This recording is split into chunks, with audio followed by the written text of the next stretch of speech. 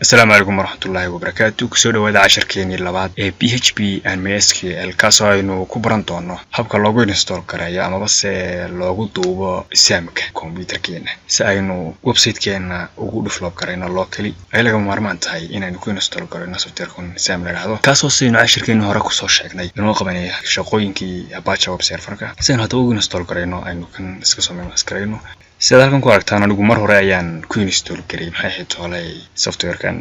samka markaas Windows 7 ku jira firmwarekan aynu tala galnay inaynu ku qaadano 10 keenina isla mar haatan aynu halkan ku install karayno maadaama oo ay same yihiin sida loo install karaynaya hadaba marka aad soo download garayso softwareki samka kaasoo aad ka download garaysan karto videogan aad daawanayso description-kiisa si aad ugu duubto calaamadani waxay ku sheegaysaa inaad right click siiso kadibna aad tira run as administrator كدينا يسبلان هاي اوكي وين هاي فورم كان هذا مركو نو سو بخو وين لان هاي نيكست inta selectorka ah waxaan iska reebaynaa maxay toolay Tomkan iyo Mercury-gan iyo Felicity lahan kadibna next weyn laanay halkan waa halka ku duubmaayo waa local C ay ku duubmaya marka software-kani kadibna next weyn laanay halkan aad tagtay marka qaadana next weyn laanay marka next kadibna waxa bilaabmaya installation-kii samka nasad qorto welcome to sam ay leeyahay kadib waxa dhowr minute ay qaadanaysaa inuu installation ka dhameeyo in iska rasuugana marka waa uu dhameeyay installation-kii halkan waxa ku leeyahay do you want to start ani doonaysaa inaad soo keenso haabelan finish halkan waxaan dooraynaa marka language-ka oo inoogu soo baxayo markaas Mareykan baan ku deynaa oo ah English kadibna sidaan ayuu inoogu soo baxayaa si panelkii samku kadib waxaanu ran garaynaa Apache web serverka sidoo kale aynu ran garaynaa marka MySQL-ka labadooduba waa ran garaysan yihiin halkan wax message oo error ama base uu leeyahay port ID oo kale badana error buu soo saaraa dadka sababtoo ah Apache waa web servers-kana waxa uu standard ah inay isticmaalaan port ID maadaama ay protocol-kooda HTTP ama Hypertext Transfer Protocol imika saas ayuuna ugu maxay toolay ku shaqeynaya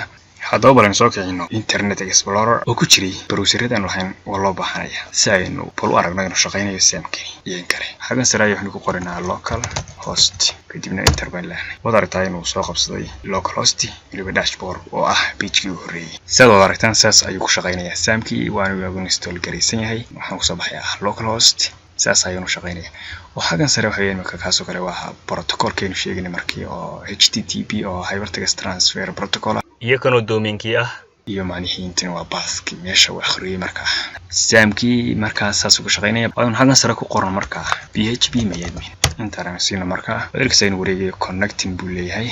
sidan ayuu isaguna u shaqeynayaa PHP MyAdmin-kii oo ah SQL database-kii asharadeena soo socda ayaan ku baran doonaa sida password lagu sameeyo si user loogu sameeyo sidaas ayaanu maxay toolay inuu shaqeynayaa samkii hadaba mararka qaar waxa dhici karta in uu Apache web server-kani ku shaqeyn waayo totally sida imaka computer-kaygan oo kale hadaan kan computer-ka motherka ku jira ama base parent-ga soo kicino markuu soo kaco waxaad aragtaa in port-kii bedelay marka oo port ID aan ku dhignay halka uu kan kale ee imakaan ku install garayno ku yahay port ID kaliyaata sababtu waxa weeyaan waxa ku jira computer-kan escape-kii oo kale ayaa ku jira iyo maxay toolay firmware-kan oo labadooda si la isticmaalay port ID saa ay tahay wad ka bedelaysaa halkan adigoo tagay halkan config-ga isla marhaana ka dooranay maxay toolay Apache httpd.config waxa taabanaysaa control F kadib waxaad raadinaysaa ID